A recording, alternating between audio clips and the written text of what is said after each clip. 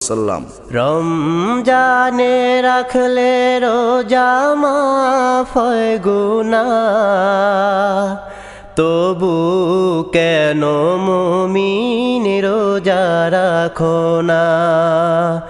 তবু কেন মুমিন রোজা রাখো না? যদি তোমার গুনাহ থাকে পাহাড় সমান, সব গুনাহ ক্ষমা করে দিবে রহমান।